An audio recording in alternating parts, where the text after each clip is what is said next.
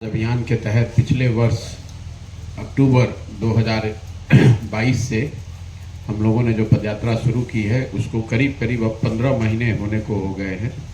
इन 15 महीनों में पश्चिम चंपारण से चल के पूर्वी चंपारण, शिवहर, गोपालगंज, सिवान, छपरा, वैशाली, समस्तीपुर, मुजफ्फरपुर, सीतामढ़ी होते हुए मैं पिछले महीने यहाँ मधुबनी में आया हूँ और पिछले करीब 25 दिनों से मैं मधुबनी के विभिन्न प्रखंडों, पंचायतों में अपनी पदयात्रा कर रहा हूँ।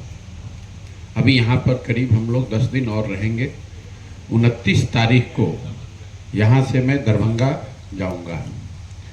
पदयात्रा का जो उद्देश्य है, जैसा कि पदयात्रा की शुरुआत में बताया गया था, बिहार में जो स्थिति है, बिहार की गरीबी है, जो पिछड़ापन है, जो बदहाली है, इसको सुधारने के लिए हम लोगों की सोच है कि जब तक समाज के स्तर पर प्रयास नहीं किया जाएगा तब तक बिहार में सुधार की संभावना करीब करीब नहीं है। क्योंकि राजनीतिक परिवर्तन इस राज्य ने बहुत को देखे हैं। पिछले 40-50 साल में हर तरह के राजनीतिक प्रयोग कर लिए गए, अलग अलग दल और नेता सत्ता में आए लेकिन बिहार की बदहाली, इसके पिछड़ापन पर कोई विशेष फर्क नहीं पड़ा। 1970 के दशक में भी बिहार देश का सबसे गरीब राज्य था। जब लालू जी 1990 में मुख्यमंत्री बने तब भी हम लोग देश में सबसे गरीब थे। जब नीतीश कुमार 2004 में मुख्यमंत्री बने तब भी हम लोग देश में सबसे गरीब थे।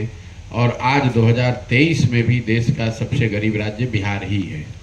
तो हम लोग की पदयात्रा की जो सोच है कि समाज, इसके पीछे जो मूल समस्या है वो ये है कि समाज में कहीं न कहीं ये समझ खत्म हो गई है या उनकी चेतना पे धूल पड़ गया है कि जिन समस्याओं से हम और आप यहाँ पर लोग 5 वर्ष तक जूझते हैं, जिससे परेशान होते हैं, जिसकी चर्चा करते हैं, जिससे नाराज होते हैं, जब वो वोट देने जाते हैं तो उन समस्याओं को भूलकर इतर बातों पर वोट देते हैं। चाहे जाति के आधार पर दे दें, धर्म के आधार पर दे दें, लालू जी के डर से भाजपा को दे दें या भाजपा के डर से लालू जी को दे दें। लेकिन यहाँ पर जिन समस्याओं के बारे में लोग चर्चा करते हैं, आप लोग लिखते हैं, लोग बात करते हैं, सड़क नहीं है, बिजली नहीं है, पढ़ाई नहीं है, भ्रष्टाचार है, अस्पताल नहीं है, इन समस्याओं पर बिहार में पिछले कई दशकों से वोट पड़ा ही नहीं है। तो पदयात्रा का उद्देश्य यह है कि समाज में जाकर घर घर, पहला उद्देश्य यह है कि लोगों को ये बताया जाए कि अगर आपको अपनी स्थिति, बिहार की स्थिति सुधारनी है तो सबसे पहले जो आपकी समस्या है, आपके बच्चों की समस्या है, उस पर आप वोट कीजिए। नेताओं और दलों के लिए नहीं, अपने बच्चों के भविष्य के लिए वोट कीजिए। इसी तहत आप देख रहे हैं कि पिछले 15 महीनों में करीब 4000 से ज़्यादा गाँव में मैं गया हूँ। वहाँ पर छोटी छोटी नुक्कड़ सभाएँ, गाँव की मीटिंग करी है, वहाँ पर लोगों को बताया, समझाया है। दूसरा उद्देश्य ये है कि अगर लोगों की बात समझ में आ जाए तो स्वाभाविक तौर पर लोग कहते हैं कि हमारे पास भैया विकल्प कहाँ है। यहाँ पर तो जितने विकल्प हैं सबको हम लोगों ने आजमा कर देख लिया। तो विकल्प के अभाव में गलत दल या गलत नेता को वोट न देना पड़े, इसके लिए समाज की मदद से एक नया दल, नया विकल्प बनाया जाए। तो लोगों की समझ पर काम किया जाए, साथ में एक नया विकल्प लोगों की मदद से बनाया जाए, जिसमें दल बने, लेकिन वो दल प्रशांत किशोर नहीं बनाए, कोई एक व्यक्ति, एक जाति, एक परिवार ना बनाए, बल्कि बिहार के सारे वो लोग जो चाहते हैं कि बिहार में एक नया विकल्प बनना चाहिए, वो साथ में आएँ और वो मिलकर दल बनाएं। ये पदयात्रा का दूसरा उद्देश्य है।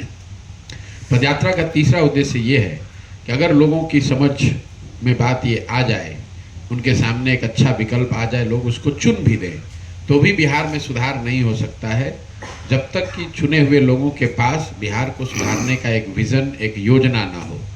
तो पदयात्रा का तीसरा उद्देश्य ये है कि बिहार के हर पंचायत के लिए, पूरे राज्य का नहीं, हर पंचायत का अलग अलग अगले 10 वर्ष का एक विकास का योजना बनाया जाए, ताकि हर पंचायत की ज़मीनी हकीकत को समझकर, वहाँ के लोगों से बातचीत करके, वहाँ की समस्याओं के आधार पर उस पंचायत के विकास के लिए 10 साल की एक योजना बने।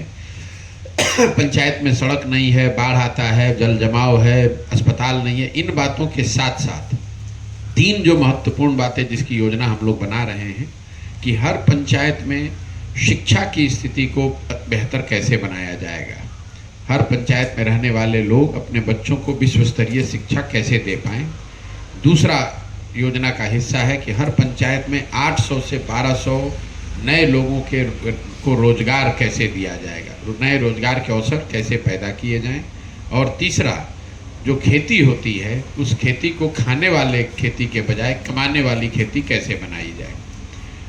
इन तीनों विषयों पर हर पंचायत की एक योजना बना रहे हैं। हम लोग की अपनी समझ ये है कि अगर हर पंचायत की वस्तु स्थिति को, जमीनी हकीकत को समझकर ये योजना बनाई जाए और इस 3 चीज़ों को खाली सुधार दिया जाए, सड़क बननी है बने, अस्पताल बनना है बने, वो सब तो बात की बात है। अगर 3 चीज़ें सुधार दी जाएं, शिक्षा, रोजगार और खेती से आमदनी का रास्ता अगर निकाल दिया जाए, तो बिहार में लोगों की ज़िंदगी पर बहुत बड़ा उसका पॉजिटिव सकारात्मक प्रभाव पड़ेगा। इसी उद्देश्य को लेकर हम लोग चल रहे हैं। अभी पदयात्रा के पूरे होने में कई महीने और लगेंगे, क्योंकि अभी तो करीब करीब 40% बिहार ही मैं कर पाया हूँ 15 महीनों में।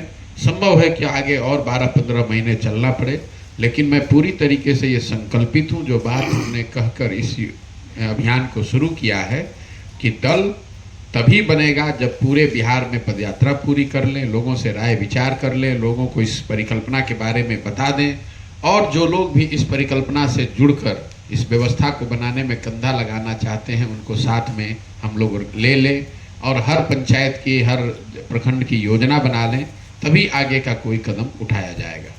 ये हमारी तरफ से बात है, और बाकी अब आपके जो सवाल है वो आप कर सकते हैं। यूथ क्लब जो सर खुल रहा है क्या है उसका उद्देश्य? जी, क्या उद्देश्य? यूथ क्लब, जब मैंने यहाँ बिहार में जब मैं 2022 में आया और जन स्वराज की परिकल्पना पर जब मैं काम कर रहा था, तो मैंने एक आकलन कराया कि बिहार में कौन से लोग एमएलए, किस तरह के लोग एमएलए और एमपी बनते हैं। तो मैंने पाया कि पिछले 30 बरस में बिहार में जो लोग भी एमएलए, विधायक और सांसद बने हैं, वो चाहे किसी भी दल से बने हों, वो कुल 1250 परिवार के लोग ही आज तक यहाँ सांसद विधायक बने हैं। बिहार में की आबादी है करीब 13 करोड़, यहाँ 3.5 करोड़ परिवार रहते हैं, लेकिन पिछले 30 बरस में विधायक और सांसद सिर्फ 1250 परिवार के लोग ही बने हैं। ऐसा इसलिए कि राजनीति पर यहाँ कुछ परिवारों का कब्जा हो गया है। विधायक का लड़का विधायक, सांसद का लड़का सांसद, मंत्री का लड़का मंत्री, और लोकतंत्र को कहीं ना कहीं खत्म कर दिया गया है। आप बहुत समझदार हैं, आप में जज्बा है, क्षमता है, लेकिन आप राजनीति में आकर चुनाव नहीं लड़ सकते हैं। हम लोगों को लगता है कि एक लालू यादव की परिवार की पार्टी, ऐसी बात नहीं है। मैं आपको एक उदाहरण देता हूँ। भाजपा दावा करती है कि वो परिवार की पार्टी नहीं है। बिहार में भाजपा के अध्यक्ष हैं सम्राट चौधरी जी। सम्राट चौधरी कौन है? इनके पिताजी शकुनी चौधरी, जब कांग्रेस का राज होता था तब ये उसमें विधायक और मंत्री होते थे। जब लालू जी का दौर आया तो उसमें भी शकुनी चौधरी जी विधायक और मंत्री बने। जब नीतीश का दौर आया तो उसमें भी शकुनी चौधरी विधायक और मंत्री बने। मांझी जी जब मुख्यमंत्री बने तो उसमें भी वो विधायक और मंत्री थे। और आज अगर उनको लग रहा है कि भाजपा का दौर आ रहा है तो उसमें भी भाजपा को भी कोई सामान्य आदमी नहीं मिला, उनको भी शकुनी चौधरी का लड़का ही मिला है। तो हर विधानसभा का अगर और लोकसभा क्षेत्र का आप अध्ययन करेंगे तो आपको पता चलेगा कि हर विधानसभा लोकसभा में 4-5 परिवारों का ही कब्जा है। इसको तोड़ने के लिए हमने ये क्लब की परिकल्पना शुरू की है, जिसमें हमने ये संकल्प लिया है कि बिहार में 1 लाख बच्चों को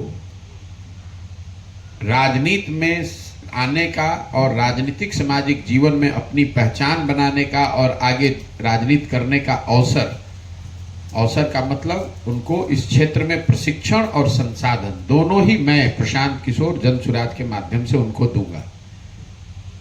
अब हर पंचायत में, यहाँ 8,500 पंचायत है, 1 लाख का नंबर क्यों लिया गया है?